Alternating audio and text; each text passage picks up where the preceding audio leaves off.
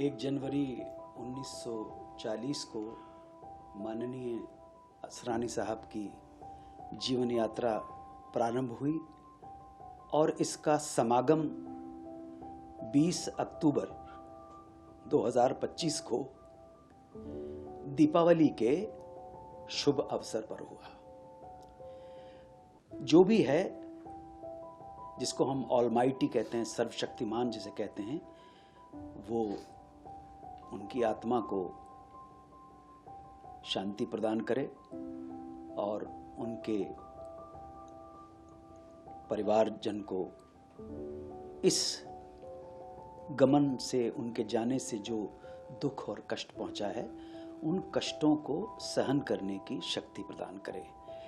ये प्रार्थना हर उस व्यक्ति के लिए है जो इस संसार से, जिसे हम कहते हैं ये नश्वर शरीर है, संसार है, एक तरह की सराय है, एक तरह का एक पड़ाव है। जो भी इस पड़ाव से गुजर कर अनंत में विलीन हो जाता है, उन सब के लिए, उन दिवंगत आत्माओं के लिए प्रार्थना ऐसे ही होती है। मेरी भावभीनी श्रद्धांजलि श्री असरानी साहब को। क्या यादें हैं लास्ट में? नहीं, वो बहुत कमाल के अभिनेता थे, इसमें तो कोई शक ही नहीं है। पूरा मैं देख रहा हूँ, कल जब से मुझे ये समाचार मिला है तो मन तो व्यथित हुआ। और मैंने यहाँ आकर अपने ऑफिस में जब डायरी के पन्नों को तलाश की, अभी डायरी में लिखूंगा, शायद 20 मार्च 2023 को मैंने आखिरी बार उन्हें देखा था फिल्म के सेट पर। इरशाद खान डायरेक्टर थे, फिल्म का नाम था नॉन स्टॉप धमाल। लेकिन मुझे मालूम नहीं था कि ये उनके साथ आखिरी मुलाकात होगी, उनके आखिरी दर्शन होंगे। अब डायरी में लिखना पड़ेगा। ये भैया, कौन किस वक्त बिछड़ जाए, इसलिए अभी ही मिल लो और बड़े प्रेम के साथ मिलो, बड़े आत्मीयता के साथ मिलो। ये जीवन जो है ना, ये संसार एक सराय है, एक होटल है, एक अतिथि निवास है। यहाँ पे चेक इन किया है आपने तो चेकआउट करना है। ये चेकआउट किस वक्त, किसका, किस अवसर पर हो जाए, इसलिए आज ही मिल लो। इससे पहले कि तुम बाद में मुझे याद करो, आज ही गले लग लो। तो अभी 20 मार्च 2023 का जो ये डायरी मेरे सामने भी रखी हुई है, 20 मार्च को जो मैं अभी लिखूंगा, वहाँ पर लिखना ज़रूरी हो जाएगा, क्योंकि उनका मेरे जीवन में ये 20 मार्च को, ये देखिए NSD वहाँ पे लिखा, नॉन स्टॉप धमाल। अभी लिखना ज़रूरी होगा कि मुझे मालूम नहीं था कि ये मुझे इस शाम को उनके अंतिम दर्शन हो रहे होंगे। अनुज जी, आज आपने एक पोस्ट भी किया, आपने शायद 1 जनवरी को आर्टिकल भी लिखा था उनके लिए कुछ, आपने बहुत बातें उसमें लिखी हैं, मैं उसको पूरा पढ़ रहा था। किस तरह से अनुज जी आप याद करते हैं ऐसे कलाकार को?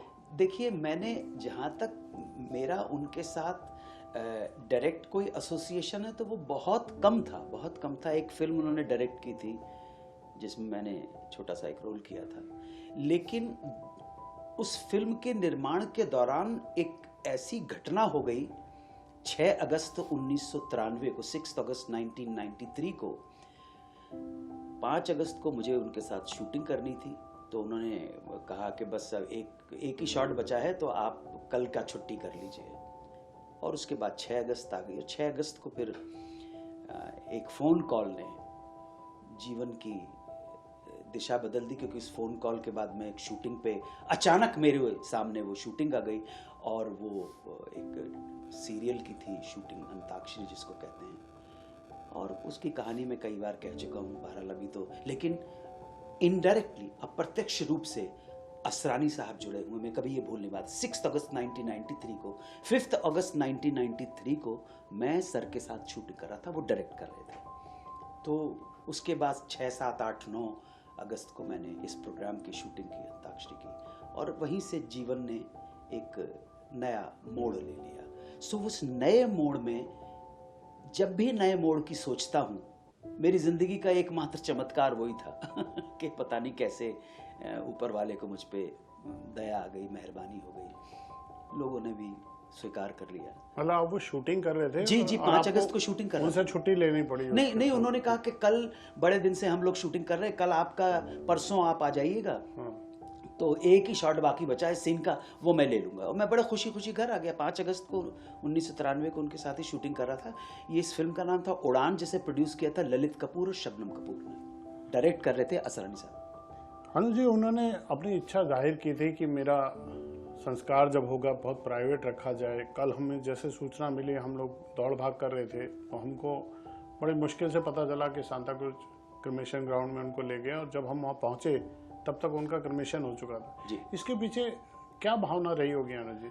भावना सिर्फ यही है कि एक सेलिब्रिटी हैं, वो बहुत बड़े स्टार थे। असरानी साहब के सामने न जाने कितने हीरो आए और न जाने कितने हीरो चले गए, जबकि मैंने उनकी 1 या 2 फिल्म देखी होगी। अभिमान देखी है, बाकी और तो ज़्यादा फिल्में में मैंने काम 1-2 बार करने का सौभाग्य मुझे प्राप्त हुआ। तो ये उनकी अंतिम इच्छा थी, वो कोई शोर शराबा नहीं चाहते थे, और दिवंगत की अंतिम इच्छा को पूर्ण करना और उसका सम्मान करना, हम जो इस जगत में रह गए हैं, ये हमारा कर्तव्य है। जो भाभी जी हैं मंजू असरानी जी, उन्होंने इसको पूरा किया। उनके जो नियर एंड डियर वन थे, उन्होंने बड़े प्राइवेट तरीके के साथ, बड़े शांतिपूर्ण तरीके से उनको पंचतत्व में विलीन किया। सो ये उनकी अंतिम इच्छा थी, और शायद मुझे लगता है इस अंतिम इच्छा से मेरे मन में एक विचार आया। इस अंतिम इच्छा ने मुझे एक बात के लिए प्रोत्साहित किया, मुझे एक बात के लिए मोटिवेट किया, इंस्पायर्ड किया, प्रेरित किया कि भैया, जब मेरा इस दुनिया नामक होटल से चेकआउट करने का समय आए, और वो तिथि और वो समय अगर किसी राष्ट्रीय पर्व से जुड़ा हो, 15 अगस्त 26 जनवरी से जुड़ा हो, या किसी त्यौहार से जुड़ा हो, दिवाली से जुड़ा हो, होली से जुड़ा हो, ईद से जुड़ा हो, मकर संक्रांति से जुड़ा हो, बारावफात से जुड़ा हो, क्रिसमस से जुड़ा हो, बुद्ध पूर्णिमा से जुड़ा हो, गुरु पूर्णिमा, नानक जयंती से जुड़ा हो, तो मेरा भी ये जो संस्कार है वो गुप्त रूप से किया जाए। मैं किसी को परेशान नहीं करना चाहता हूँ, किसी को बॉदर नहीं करना चाहता हूँ, और मैं इस दुनिया पे बोझ बन के नहीं जीना चाहता हूँ। ना वो बोझ मैं अपने लिए चाहता हूँ, ना मेरे लोगों के लिए चाहता हूँ, ना समाज के लिए चाहता हूँ, ना देश के लिए चाहता हूँ। बोझ बन के नहीं जीना। सो लाई हयात आए क़ज़ा ले चली चले, लाई हयात आए क़ज़ा ले चली चले, अपनी खुशी ना आए ना अपनी खुशी चले। खुशी से तो कोई जाता नहीं है, लेकिन फिर भी जाना ज़रूरी है।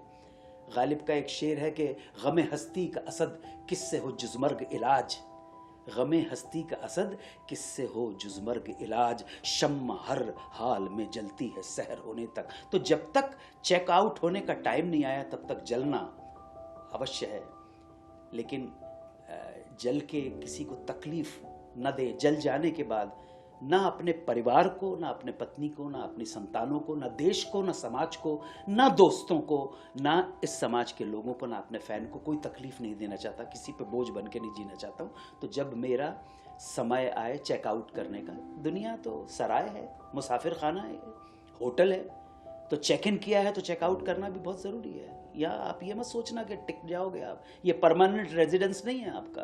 बड़े बड़े लोगों ने इसको अपना परमानेंट रेजिडेंस बनाने की कोशिश की, लेकिन आज तक तो कोई बना नहीं पाया है। इसलिए प्रार्थना यही करो कि दूसरों को तकलीफ दे के ना जाओ और स्वयं को तकलीफ दे के नहीं जाओ। और मैं अपने बारे में ये कहता हूँ कि जब समय आए और राष्ट्रीय पर्व या तिथि त्यौहार के ऊपर, वो किसी भी धर्म से संबंधित, जो भी हमारे यहाँ तो मल्टी फेथ रिलीजन है ना, हम यहाँ हिंदू सनातन भी है, हिंदू है, बुद्ध है, सिख है, ईसाई हैं, मुसलमान हैं, जैन हैं, हर धर्म संप्रदाय का व्यक्ति है।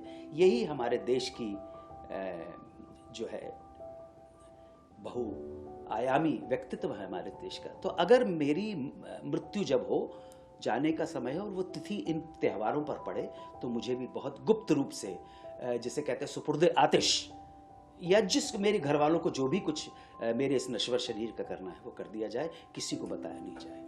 अनुज जी, आपने बहुत भावनात्मक बातें बोल दी। मैंने तो उनकी भावना जानने की कोशिश की थी। बिल्कुल मेरा उद्देश्य नहीं था कि मैं आपके संबंध में। मुझे एक बात पूछनी है अनुज जी, करोड़ों लोग जो आपके एक सेकंड फैमिली हो जाते हैं, एक्सटेंडेड फैमिली हो जाते हैं, परिवार हो जाते हैं, जो आपके फैंस होते हैं, वो तो चाहते हैं ना आपकी हर सूचना उनको मिले, आपने क्या खाया, आप कहाँ जा रहे हो, आपको घूमने में क्या पसंद है। इसका सम्मान कैसे होगा कि हाँ, मैं समझ रहा हूँ। एक सेलिब्रिटी होने के बाद, मैं असरानी साहब के संदर्भ में बात कर रहा हूँ या दूसरे सेलिब्रिटीज़ हैं उनके संदर्भ में बात कर रहा हूँ, कुछ बेसिक जानकारियाँ अगर हो जाए तो बहुत अच्छी बात होती है। सेलिब्रिटी होने का मतलब है कि असरानी साहब के जितने भी प्रेमी लोग हैं, जितने चाहने वाले लोग हैं, उनको कुछ जानकारियाँ चाहिए थी, भाभी जी के सिलसिले में चाहिए थी, बच्चे कितने हैं, कहाँ हैं, ये अगर हो जाता तो ठीक था। लेकिन मैं उनकी इच्छा का बहुत सम्मान करता हूँ, आदर करता हूँ। अगर कोई नहीं बताना चाहता तो हमें स्वीकार कर लेना चाहिए, हम जो प्रेमी हैं, उनके प्रशंसक हैं। अनुज जी, आपका देश प्रेम, आपका देश के प्रति प्यार, आपका तिरंगे के प्रति सम्मान, मैं तो आपके फार्म हाउस पे भी गया हूँ, वहाँ पे कुछ लाइनें लिखी हैं आपने, मैं चाहूँगा आप बताएं क्या लिखा है उस पत्थर पे। आपने बहुत प्यारी लाइनें लिखी है। वो मेरे हृदय की भावनाएं हैं, और वो ऐसा नहीं है कि सिर्फ उसमें मैंने मराठी में लिख रहा है, मराठी में है और फिर हिंदी में उसका अनुवाद है। मनुष्य असणं हे आपले भाग्य, परंतु देशभक्त होणे हे आपला सौभाग्य। मतलब मनुष्य होना भाग्य की बात है, परंतु देशभक्त होना सौभाग्य की बात है। बट ये सिर्फ जो मराठी, हिंदी, संस्कृत जो समझते हैं वो ही समझ पाएंगे ये भाग्य और सौभाग्य में अंतर। हर एक व्यक्ति, मैं अंग्रेजी में ट्रांसलेट करने की कोशिश भी करूं तो कहीं ना कहीं उन भावों से वंचित रह जाऊंगा, जो भाव जो हिंदी भाषी और मराठी भाषी और संस्कृत में जो लोग भाग्य और सौभाग्य का जो अंतर समझ सकते हैं। चलिए अनुज जी, आप और 100 साल जिए, भगवान करे आपको लंबी आयु मिले और आप ऐसे दुनिया में, देश में अपने फैंस का मनोरंजन करते रहें।